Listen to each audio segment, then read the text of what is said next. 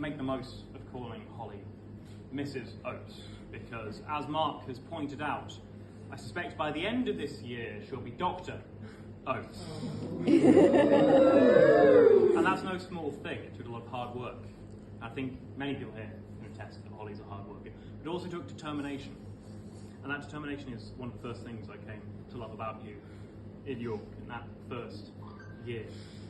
It's a determination which carries you, but it's infectious. It carries us and the people around us. Some of you were there in York when it all began with theatre. And I'd like to extend a thanks to all those friends through the years, whether childhood friends or friends from York University or friends from Scotland who we've met more recently. Thank you all for coming. But many of you will know that Holly and I share a love of theatre. And it was through that love of theatre that I learned something else about Holly, which I've come to love. Which is that Holly works to bring out the best in people around her, whether it be writing plays or teaching people how to sing, or whether it be me. She certainly brought the best out of me. She's a nurturer, she's caring, and I think many people have at some point witnessed her roast dinners. I know that does sometimes manifest itself in the form of hosting food. So it's that nurture which I think has been so important. It's helped us through some rough spots. I can tell you right now, without going into any of the details, that if you've spent a best part of a year locked in a 3-room flat with someone during a pandemic in central Glasgow, it really helps you make the decision if you want to spend the rest of your life.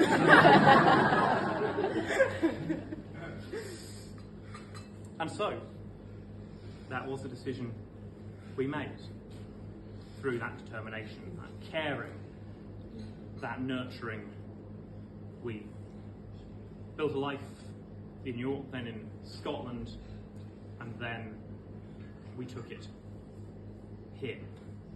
Through, I think, a sturdy sense of humour, strange as it might be, and a shared love of stories.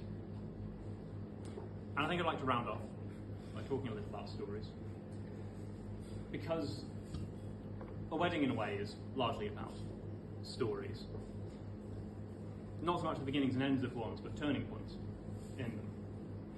The story that got us to here, the story that started in York and has been through ups and downs and brought us all the way to Grimkel Park. The stories that you've brought as individuals and families that you've shared with us and allowed us to share in. It's about the stories we're going to create tonight, and the stories we're going to tell about what's already happened during the day, going onwards into the years.